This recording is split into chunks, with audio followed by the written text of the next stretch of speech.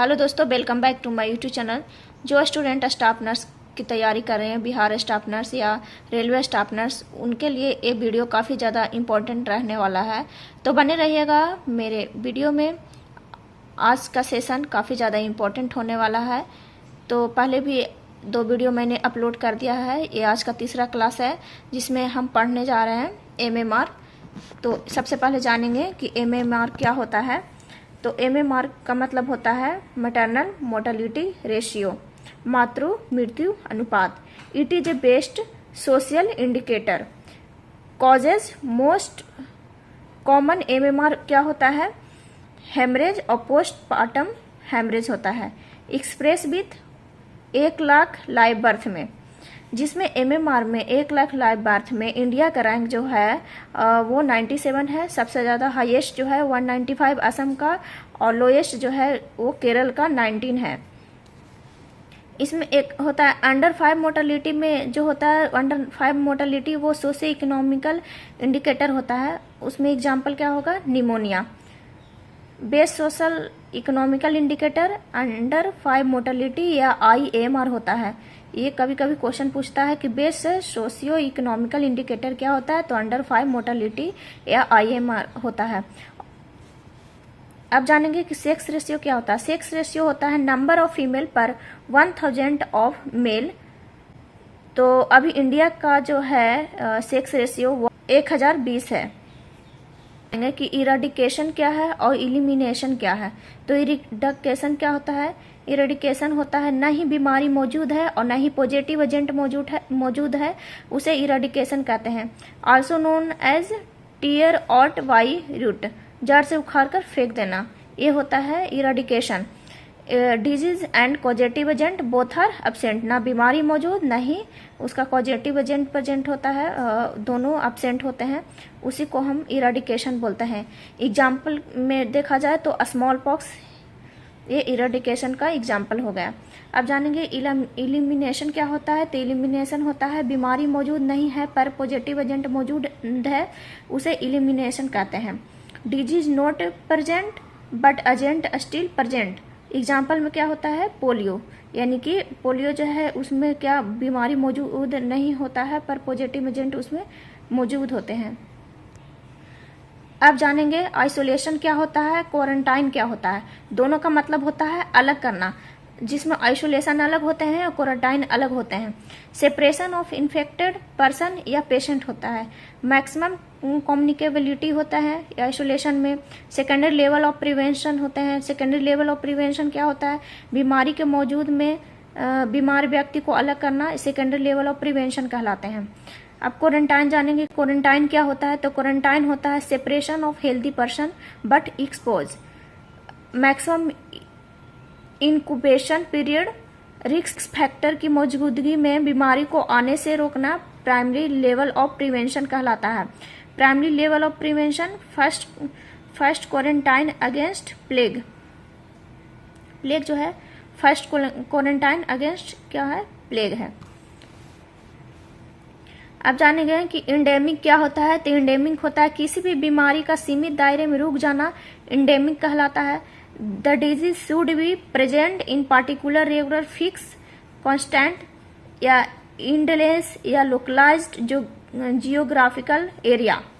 Example में क्या होता है? किसी बीमारी को सीमित दायरे में रुक जाना। तो एग्जाम्पल में हो गया डिप्थेरिया, ग्वाइटर, जापानी इंसेफेलाइटिस। जो जापानी इंसेफेलाइटिस होता है वो गोरखपुर यूपी में ज़्यादा देखने को मिलता है। तो डिप्थेरिया, ग्वाइटर, जापानी इंसेफेलाइटिस ये इंडेमिक का एग्जाम्पल है। अब जानेंगे एपिडेमिक क्या होता है। एपिडेमिक होता है एक ऐसी बीमारी जो ज़्यादा फैल गई है, आसपास के एरिया में फैल गई है, यानी कि लार्ज एरिया, सराउंडिंग एरिया, उम्मीद से ज़्यादा फैल गई है, उसे एपिडेमिक कहते हैं।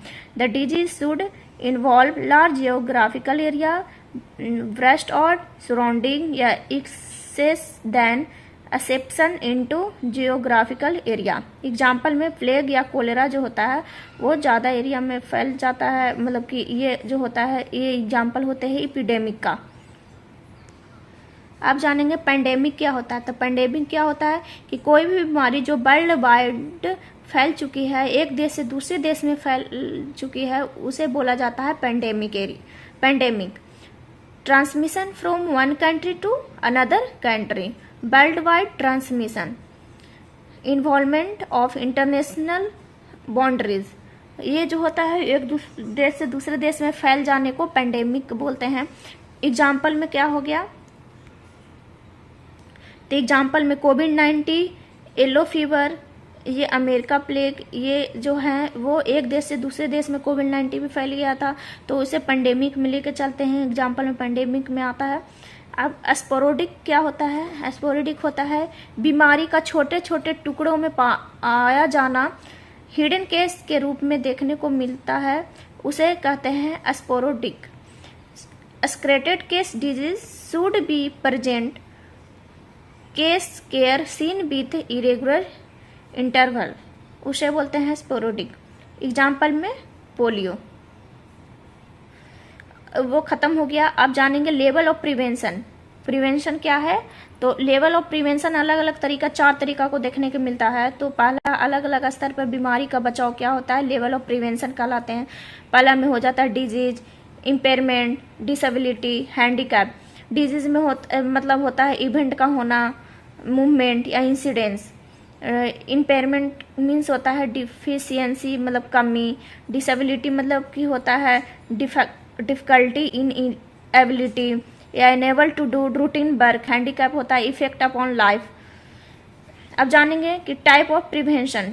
प्रिवेंशन कितने टाइप के होते हैं, तो 4 टाइप के होता है, प्रीमोडियल, प्राइमरी, सेकेंडरी या टर्सरी। ये 4 तरीका के होता है प्रिवेंशन। तो सबसे पहले जानेंगे प्रीमोडियल क्या होते हैं।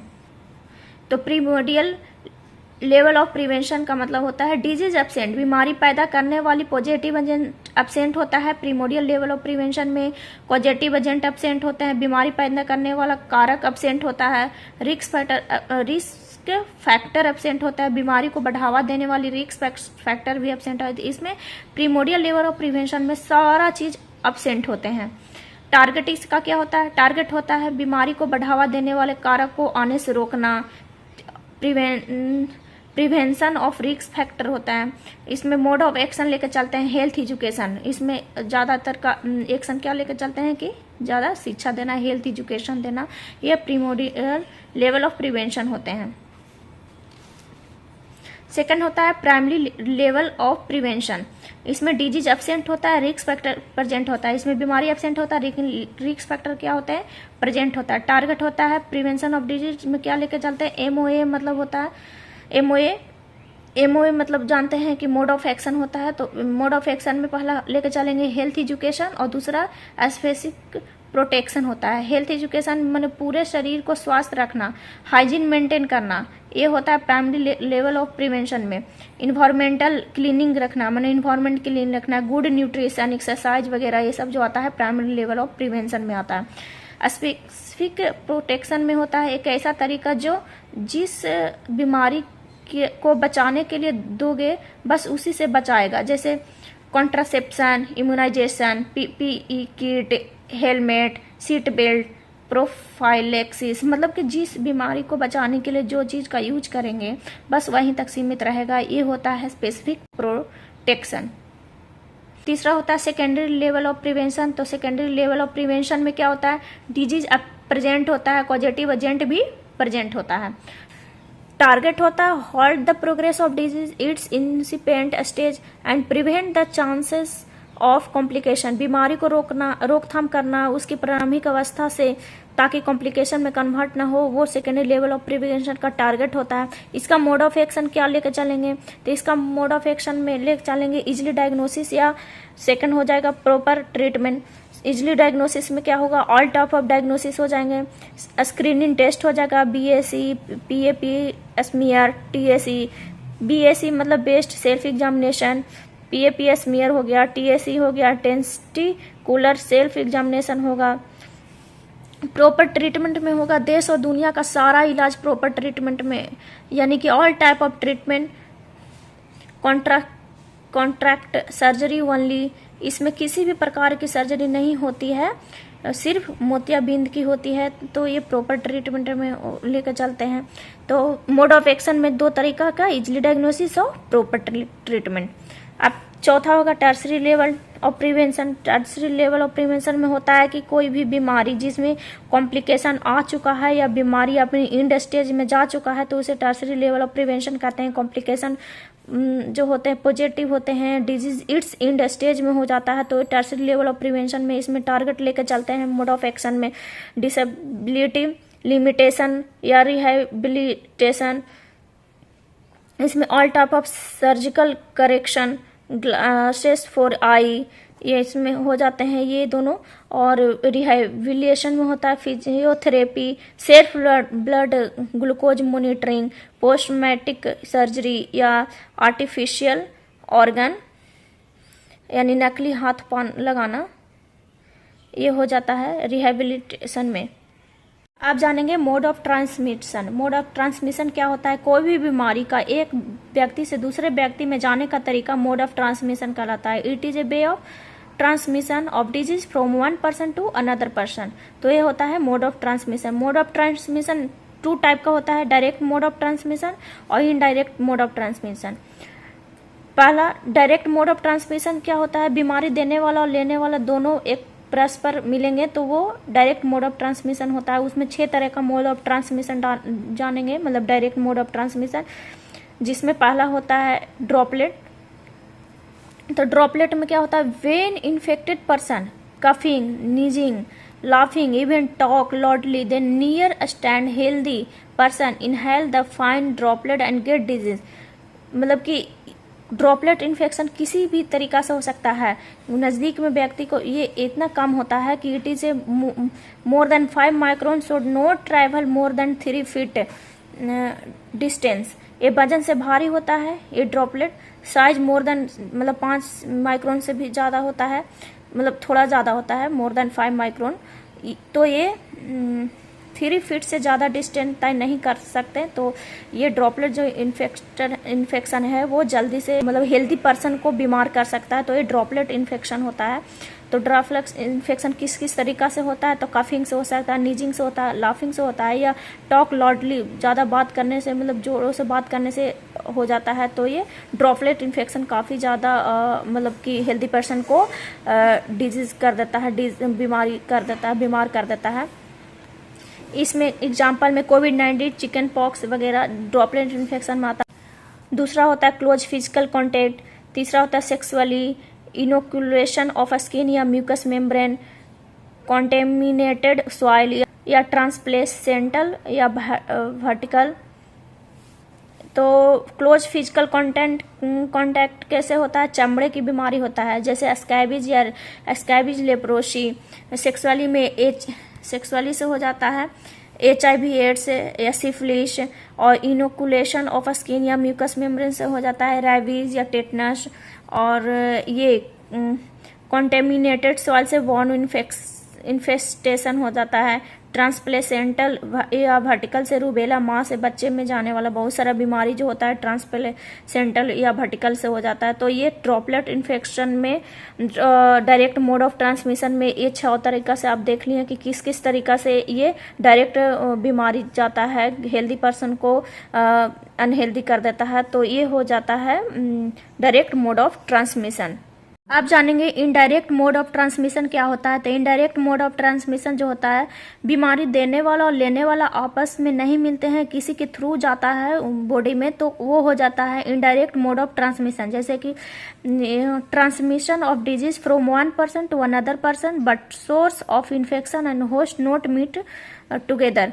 इसमें 2 तरीका का होता है, एक विकल बॉर्न होता है और एक वेक्टर बॉर्न होता है। विकल बॉर्न में होता है एग्जाम्पल में air born, food borne, milk born, blood born या फोमिटेड बॉर्न या वाटर बॉर्न, ये सब होते हैं। मतलब कि ये किसी के थ्रू जा रहा है, जैसे फूड से भी जा सकता है बॉडी में, मिल्क से जा सकता है, ब्लड से जा सकता है, किसी के थ्रू जाता है तो ये इनडायरेक्ट मोड ऑफ ट्रांसमिशन होता है।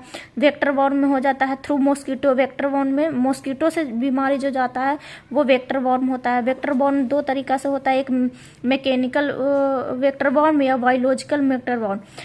मैकेनिकल वेक्टर बॉर्न होता है mosquito use outer surface of body.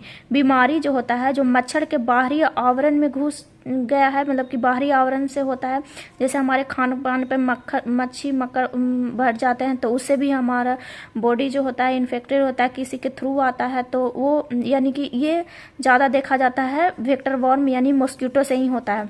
Biological vector borne क्या होता है? Disease should be present inside of mosquito body, यानी कि बीमारी जो होता है मच्छर के अंदर, ये आउटसाइड मच्छर के बाहर, लेकिन यहाँ पे बीमारी मच्छर के अंदर घुस गया है। तो ये जो होते हैं बायोलॉजिकल में, वो 3 टाइप का बायोलॉजिकल होता है।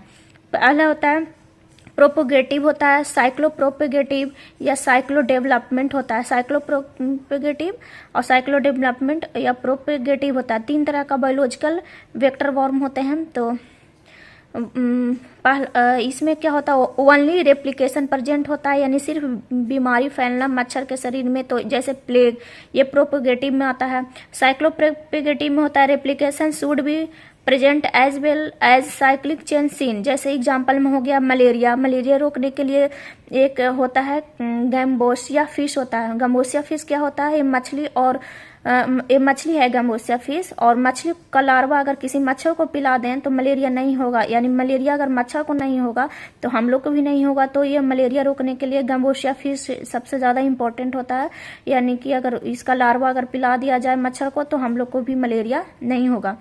साइक्लो डेवलपमेंट में क्या होता है? Only cyclic chain seen. Example में फाइलेरिया हो गया। तो ये रहा आज का वीडियो। अगर आप लोग को मेरी वीडियो अच्छी लगी हो तो वीडियो को लाइक शेयर सब्सक्राइब कर दीजिएगा। ये उन विद्यार्थियों के लिए है जो रेलवे स्टाफ नर्स और बिहार स्टाफ नर्स का तैयारी कर रहे हैं, उनके लिए ये वीडियो काफ़ी ज़्यादा इंपॉर्टेंट है, जो कि मैं डेली क्लास करवाती हूँ। तो बने रहिएगा मेरे यूट्यूब चैनल में। Thank you.